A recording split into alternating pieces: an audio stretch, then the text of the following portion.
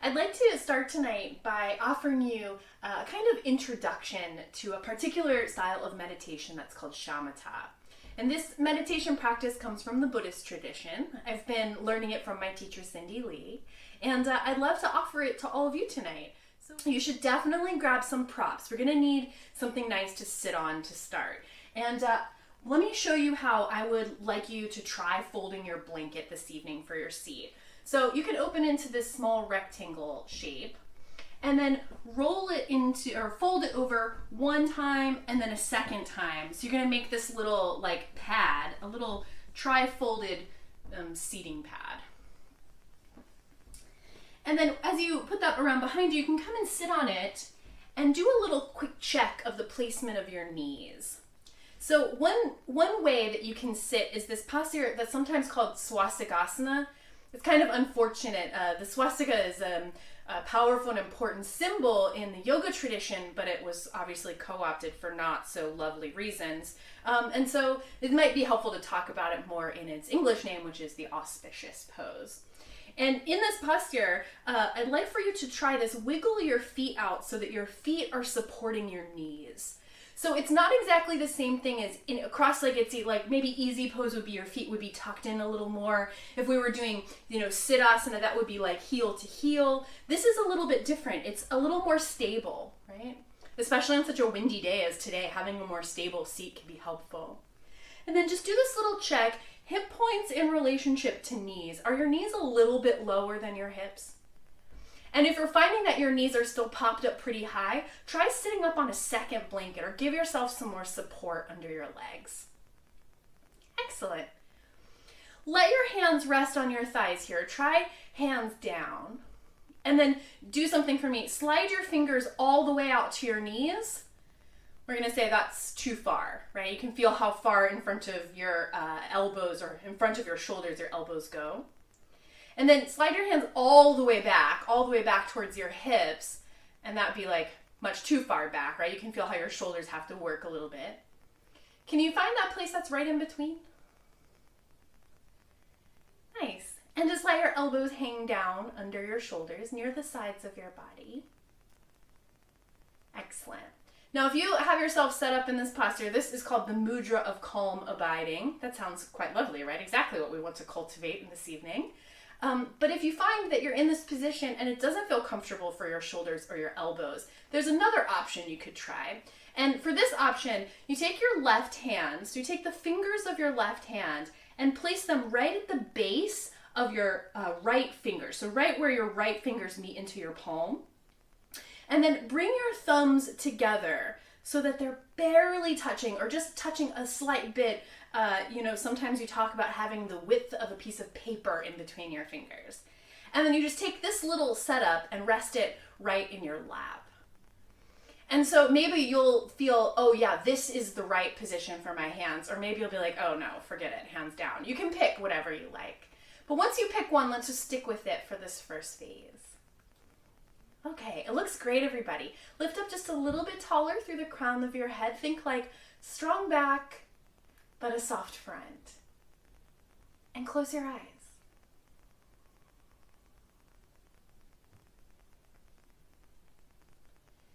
As you close your eyes, you really pull away from what's happening in the outside world.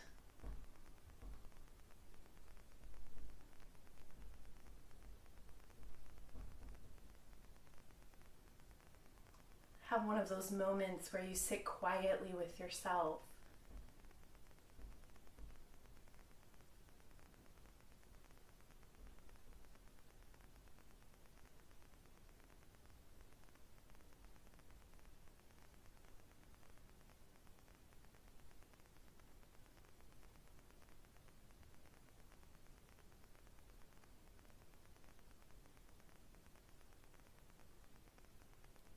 Maybe you'll just start to notice whatever you notice.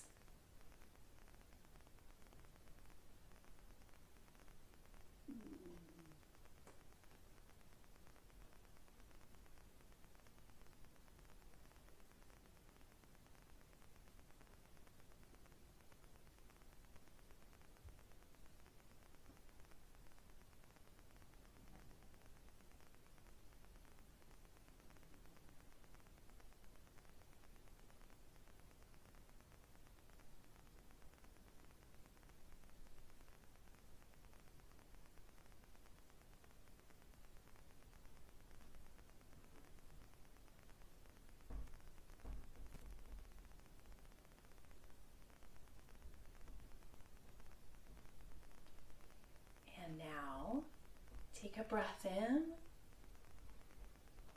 And as you exhale, open up your eyes. Now, from the outside, someone might look at us sitting here and say, oh yeah, they're meditating. But really what we were doing is just kind of sitting quietly with ourselves. And while that could be helpful and useful, there is some element of retreating or like pulling away that happens in sitting quietly. But in this practice of shamatha, we're doing something a little bit different. We're going to put a little structure around what's happening while we're in this sitting position. So instead of just pulling our attention in and just letting our mind notice whatever there is to notice, I'd like for this round for you to practice noticing your breath. So let's just move a smidge. Sometimes you gotta kind of wiggle a little bit to get yourself prepared. Super easy twist. Take right hand to left knee and turn belly and chest. Then come back around to the center and twist the other side. Just super sweet and easy. Turn belly and chest. Come back around to the center. Sweep your arms out to the sides, lift them up and overhead. Inhale. Exhale, sweep your arms down and out by your sides. Exhale. Good. Again, inhale, arms up. Exhale, arms down. Once more. Inhale, arms up. This time, exhale and twist. Inhale, arms up. Exhale, other side twist. Inhale, arms up. When you exhale, take your arms back behind you like a backstroke. Inhale, bring your arms back up and overhead. Do it again. Exhale, swing your arms back around behind you like a backstroke. Super good, everybody. Last one. Inhale, arms up. Exhale, and backstroke your arms. Perfect. Replace your hands, palms down, mudra of calm abiding. Or the cosmic mudra, left fingertips at the root of your right fingers and connect your thumbs. Sit tall again, tall spine, strong back, and soft front. Close your eyes.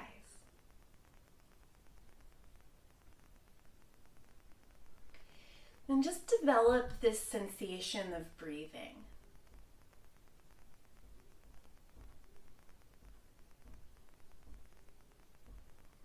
Perhaps you can bring your attention to the breath right at your nostrils.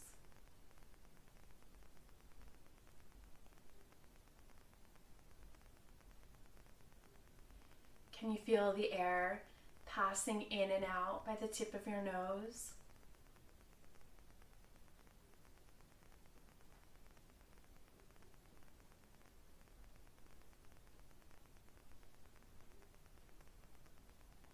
Sometimes that placement of breath right at your nose feels too confined or too restricted. And maybe instead you'll connect with the feeling like your whole body is breathing. You might have a sense of this feeling of expansion as you breathe in, and a kind of softening or contraction as you breathe out.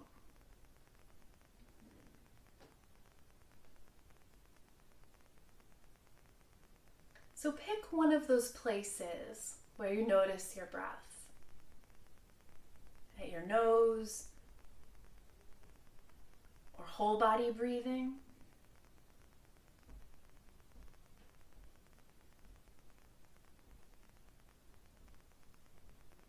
And place your attention at that sensation of breath.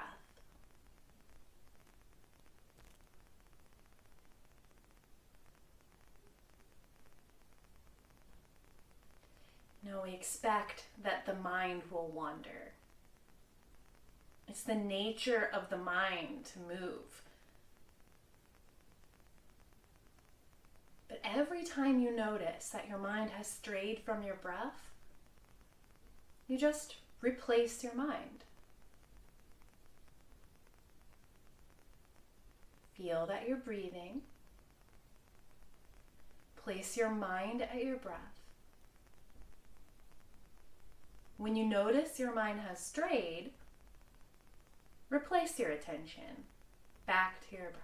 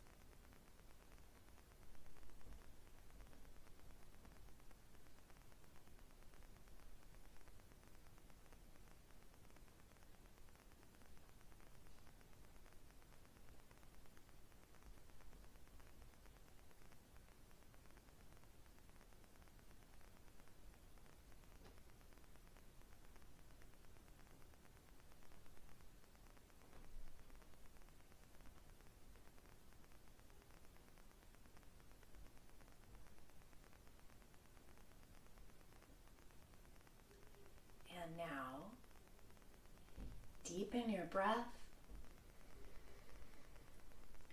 Exhale and open your eyes. Just notice how that made you feel. Having a little bit of structure around our quiet moments is sort of the first stage of a shamatha practice. The steps are really simple. They never change. It goes locate the breath, place your attention at the breath. Then when your mind starts to wander in the way that it wanders, you sort of gather it back up and replace it at the breath. And sometimes you'll notice that your mind wanders a million times, right? And the game is not necessarily to keep our mind from moving. We would never want to say we want to stop our thoughts. It's just being able to notice that there are these little gaps, right? The nature of the mind is to move and spin, and then sometimes we don't think for a moment. Sometimes there's a little space. We're trying to wake up to that little space, trying to have this moment where we're aware of that little space. The next step of this meditation practice, there's one more step, and this is the last one, is that we practice the same placement, replacement of the mind with our eyes open. Let's do a little work to move our bodies before we get set back up again. Uncross your legs and stretch your legs out in front of you. And then make some circles with your ankles a few times. Go both directions with those circles. You can definitely do that from lying down, especially if your back needs a break. And I didn't mention this before, but it's totally legal to sit in a chair, to sit up as high as you need to sit. And it's actually okay to move while we're doing this practice. But any of the movements that you do when you're in the meditation are still part of it. Your leg falls asleep and you just straighten it. No big thing. Then when it stops falling asleep, you bend it back in.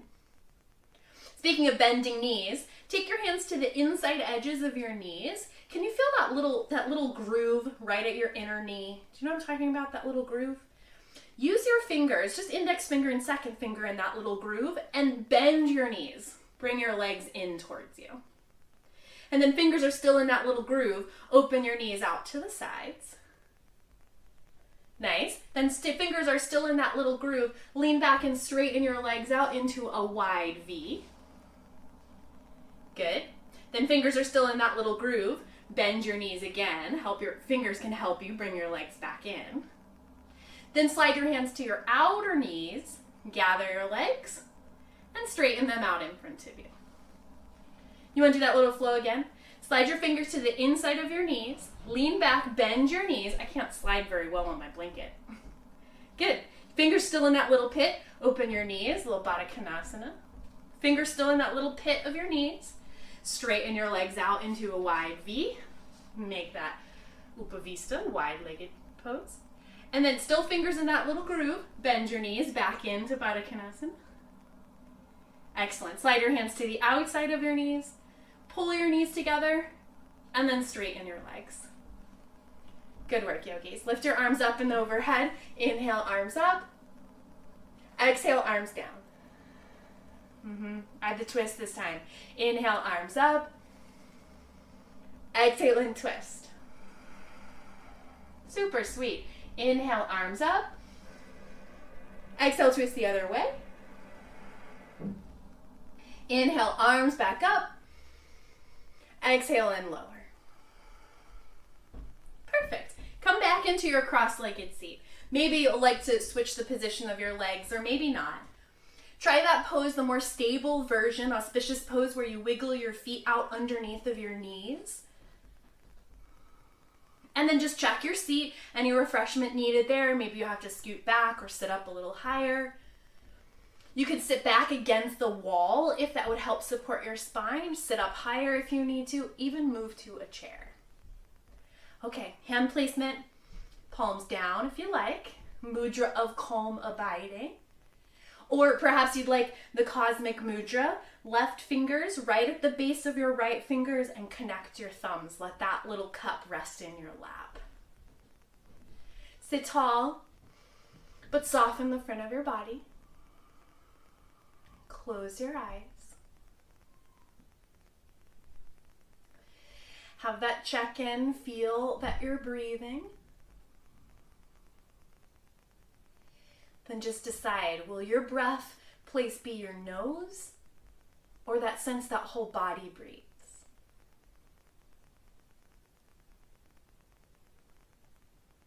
Then whichever you choose is perfect. Take a little drop of your chin. Your chin just comes a little bit towards your chest, not so your throat is closed off, but just taking your head down a little. And then open your eyes. You're not looking at anything in particular. Just gaze into the space, maybe 2 feet in front of you.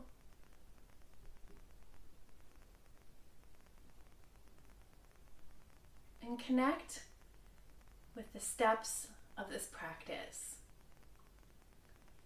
Place your attention with your breath. When your mind wanders, you notice that your mind has wandered, and you replace your attention back at your breath. We're going to sit like this for 2 minutes.